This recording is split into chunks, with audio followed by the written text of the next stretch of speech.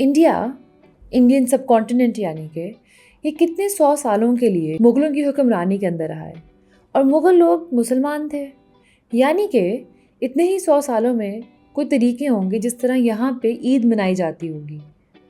लेकिन जितना भी मैं कोशिश करती मुझे कुछ याद नहीं आ रहा था कि हमें ऐसा कुछ पढ़ाया गया हो या बताया गया हो स्कूल में या कॉलेज में। तो वहाँ से शुरू हुई मेरे रिसर्च का एक सफ़र। उस सफ़र में अब मैंने ढूंढे मुख्तलिफ़ बादशाह नामे जो कि उस ज़माने के तारीख़ दानों ने लिखे हुए थे, और उनको पढ़ पढ़ के और मुख्तलिफ़ और आजकल के तारीख़ दानों का काम पढ़ पढ़ के मुझे पता चला कि ईद मुग़ल इंडिया में कैसे मनाई जाती थी। और हमारी कहानी उस ईद की है जो कि सन 1628 में शाहजहां के दौर में मनाई जाती है। अस्सलाम वालेकुम, मेरा नाम है मिशा और खुशामदीद टू तारीखी टेल्स। हमेशा की तरह हम यहाँ बात करते हैं तारीख़ के बारे में और उस तारीख़ के बारे में जो शायद आपको स्कूल कॉलेज में ना पढ़ाई गई हो। Hi, so if you're enjoying the video and you want to see more videos like this, help us grow. We need all the help we can get. And the best way to do that is to go on mishanur.com and check out these original artworks made by me, which you can get prints of, or you can get the original artworks as well, some of them which are available. And other than that, you can go to Patreon and become a patron of this channel. We'll thank you at the end and get some lot of other fun perks as well. And some other ways you can help out are listed on the screen. And other than that, make sure to like, share, subscribe, hit the notification button. And it's a newer channel, so help us grow. And thank you. Thank you. अब क्योंकि इस video की timing ऐसी है कि ईद उल फितर बस आने ही वाली है, तो मैंने भी ईद उल फितर के ऊपर ही तवज्जो रखी। ईद उल फितर दुनिया भर के मुसलमान मनाते हैं और ये मनाई जाती है रमज़ान के महीने के ख़त्म होने के फ़ौरन बाद। और रमज़ान वो महीना है जिसके अंदर मुसलमान तकरीबन 30 दिनों के लिए रोज़े रखते हैं। तो ये जो मुग़ल थे, इनके लिए रमज़ान और ईद उल फितर, इसकी खुशियाँ और तैयारियाँ साथ साथ चलती थीं। एक आदमी है अब्दुल हमीद लाहौरी के नाम से, और वो एक मुसाफिर होता है और साथ साथ वो अपने सफ़रनामे भी लिखता है। कुछ अरसे बाद उसको शाहजहां अपने दरबार में रख लेता है एक तारीख़ दान के तौर पे, और वो आदमी ये तारीख़ लिखता है और बताता है कि 1628 का जो रमज़ान था उसमें शाहजहां ज़कात और गरीबों को पैसे देने का बहुत ख्याल रखता है। कहा जाता है कि तकरीबन हर रोज़ मुख्तलिफ गरीब और ज़रूरतमंद लोग लाए जाते थे दरबार के अंदर बादशाह के सामने, और बादशाह उनमें तकरीबन उस ज़माने के 30,000 रुपये बांटता था। और उस ज़माने का 30,000 रुपये बहुत बड़ी रकम है, और ये सिलसिला रोज़ के रोज़ होता था। और सिर्फ यही नहीं, साथ के साथ कुछ लोगों को जिनको ज़रूरत थी उनको ज़मीनें भी दी जाती थी और भी पैसे दिए जाते थे। उसके ऊपर से ये 30,000 दिए जाते थे। तो तकरीबन पूरे रमज़ान मुग़ल दरबार में बहुत ज़ोर था ज़कात के ऊपर। अब कहते हैं कि इस साल ईद का चाँद दिखता है हफ्ते वाले दिन, और जब ये चाँद दिखता है तो एकदम पूरे की पूरी रियासत में मौसीकी और बैंड बाजा शुरू हो जाता है। तकरीबन काफ़ी देर रात में ये सेलिब्रेशंस चलती रहती हैं क्योंकि अगले दिन ईद है। अगर आप आगरा या उसके इर्द गिर्द कहीं भी रहते हैं तो आपके लिए ईद एक बहुत मज़ेदार इवेंट था, क्योंकि ये आपके घरेलू इवेंट नहीं था, ये फिर एक स्टेट लेवल का इवेंट था और बहुत शानदार किस्म का। अब्दुल हमीद लाहौरी हमें बताते हैं कि ईद के दिन का आगाज़ मुग़ल दरबार में होता था, जब सारे के सारे शहज़ादे, सारे के सारे मुख्तलिफ और कोर्ट के बाकी ज़रूरी लोग दरबार में हाज़िर हो जाते थे और शाहजहां को मिलने के लिए आते थे।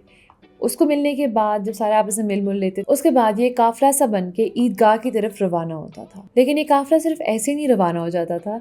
एक और तारीख़ दान है उसी ज़माने का जिसका नाम है राय चंद्रबन ब्राह्मण, और वो हमें ये बताते हैं कि पूरा का पूरा शहर, सारे बाज़ार, सारे घर खूबसूरत तरीके से डेकोरेट किए जाते थे, उनकी सजावट की जाती थी। कहा जाता है कि उनके ऊपर ब्रोकेड के नाम का एक कपड़ा दिया हुआ होता था और उसको मुख्तलिफ तरीक़ों से तहों के साथ उनको लटकाया होता था बाज़ारों और दुकानों और घरों के ऊपर। तो कुछ इस तरह का कपड़ा था। अब मुझे नहीं पता था ब्रोकेड क्या होता है। जब मैंने ये सारी रिसर्च की तो गूगल के तहत हमें पता चलता है मोटा कपड़ा होता है जिसके ऊपर सोने या चांदी की तार से काम किया गया होता है। इस कपड़े को इस्तेमाल करके पूरा का पूरा शहर इन्होंने सजाया हुआ होता है। साथ ही साथ जो रास्ता अब ये काफिला लेता था ईदगाह की तरफ जाने के लिए, वो पहले से ही मालूम होता था और उस रास्ते को और भी खूबसूरत तरीके से सजाया जाता था। उसके इर्द गिर्द के सारे एरियाज, उनके अंदर जो बागात आते थे, हर चीज़ टिप टॉप होती थी। ٹھیک ہے. اور اگر آپ آگرہ یا اس کے ارد گرد کے علاقے کے ہو تو آپ سب کے سب لوگ تقریباً اس راستے کے ارد گرد جمع ہوئے ہوتے تھے اس قافلے کو دیکھنے کے لیے. اور کیونکہ مغلیہ دربار کو پتہ تھا کہ اس طرح لوگ جمع ہوں گے اور اس طرح ایک پورا ماحول ہوگا یہاں پہ سیلیبریشن کا، تو ان لوگوں کی تفریح کے لیے ہر کونے پہ، ہر سڑک پہ کہا جاتا ہے کہ انہوں نے اور انتظامات کیے ہوئے تھے گانے بجانے والے لوگوں کے یا چھوٹے چھوٹے شوز لگانے والے لوگوں کے، تاکہ لوگ اور متاثر ہوں اور انجوائے کریں. اب اگر آپ میری طرح کے ہو تو آپ سوچو گے کہ یار آپ کیوں اٹھ کے جاؤ گے، اتنی محنت کرو گے جا کے قافلے کو گزرتے دیکھنے کے لیے، رائٹ؟ تو اس کی دو وجوہات ہیں. ایک، اس زمانے میں اپنے بادشاہ یا اپنے حکمران کو دیکھنے اتنی کوئی آسان چیز تو نہیں تھی، نہ فوٹوز تھی نہ کچھ اور اتنا. شاہ جہاں کو دیکھنا لوگوں کے لیے ایک بہت بڑی بات تھی اور اس خوشی میں وہ وہاں جانا چاہتے تھے. اور نمبر 2، جب یہ قافلہ گزر رہا ہوتا ہے تو سارے کے سارے جو وہاں پہ ہجوم ہوتا ہے اس کے اندر یہ بانٹا ہوا جاتا ہے سونے کے سکے، اور کافی زیادہ سونا بانٹا جاتا تھا اس رستے کے دوران. تو یہ ایک کافی بڑی وجہ ہے جس کی وجہ سے لوگ شاید اٹھ کے آتے ہوں، کیونکہ وائی ناٹ، آپ کو سونا مل رہا ہے. اب کیونکہ یہاں پہ ظاہری بات ہے اتنا سونا بانٹا جا رہا ہے اور اتنے لوگ جمع ہوئے ہوئے ہیں، تو ایسے تو نہیں ہے نا کہ بادشاہ کو اس کے بیچ میں ایسے چھوڑ دیا جائے گا.